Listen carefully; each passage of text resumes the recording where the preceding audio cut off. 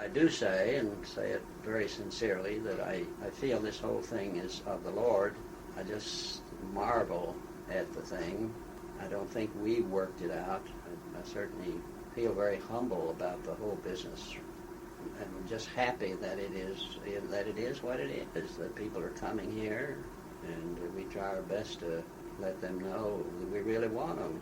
We're eager to share what's here.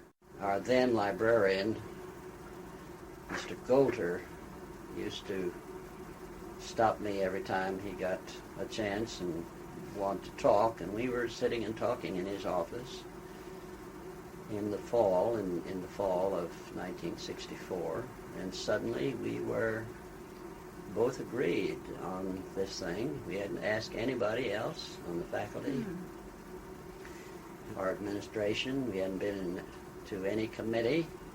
We just decided this is a good thing and we would start it.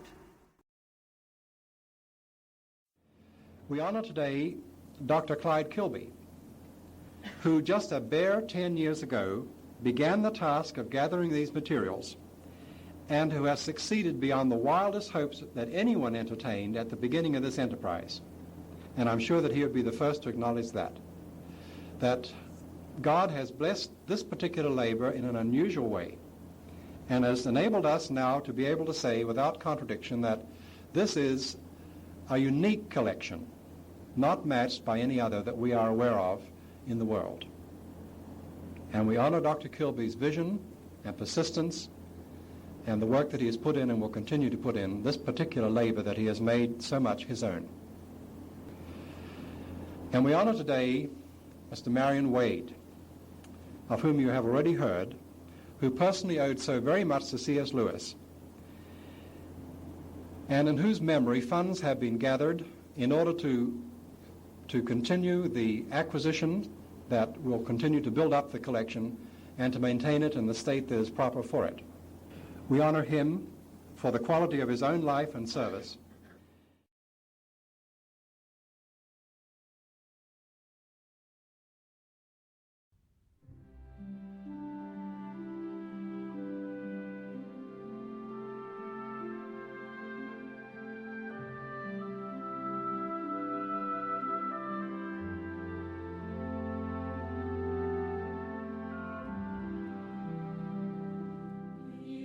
My vision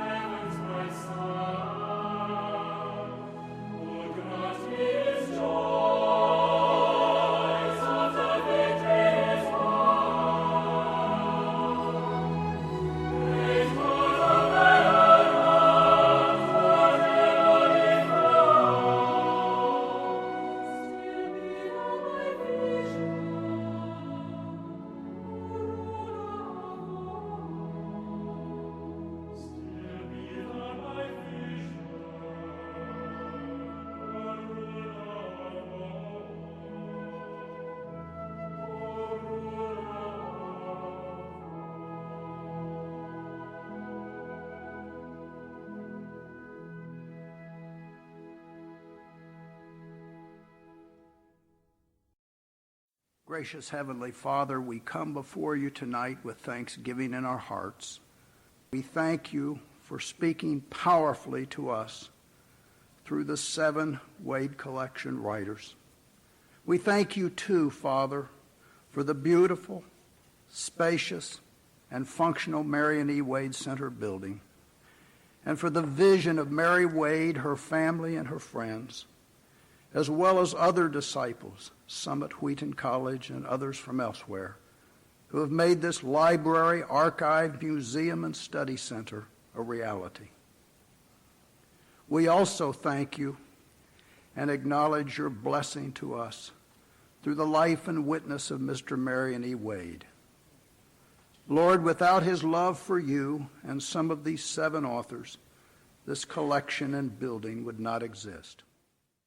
The inauguration of the new building of the Marion E. Wade Center is an important event for Wheaton College. Here are 7 British authors, cherished, read, and studied with as much reverence as though they were part of the American heritage, which, and this is the amazing truth, they are. One result is that we, the British, now see these authors in a new perspective, greatly to our gain. It was Professor Clyde S. Kilby who had the vision to group them together.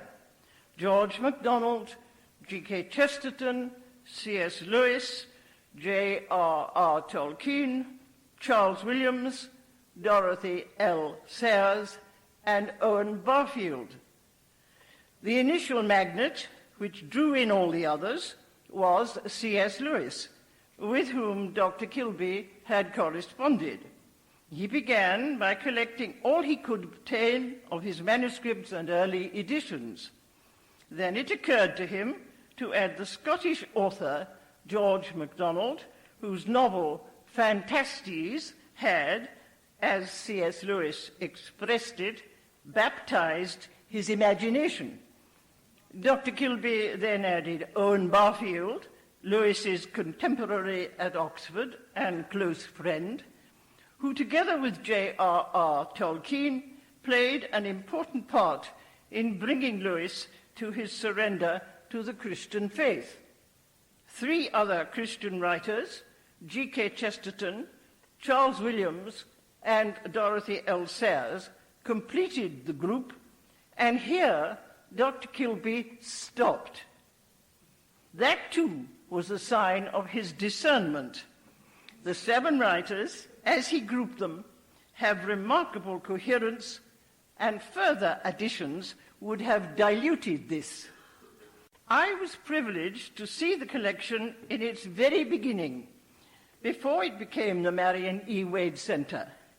That was in 1974, when I first visited Wheaton College, and Dr. Kilby showed me the papers which were crammed into cupboards which stood in the corridor outside his room in the English department.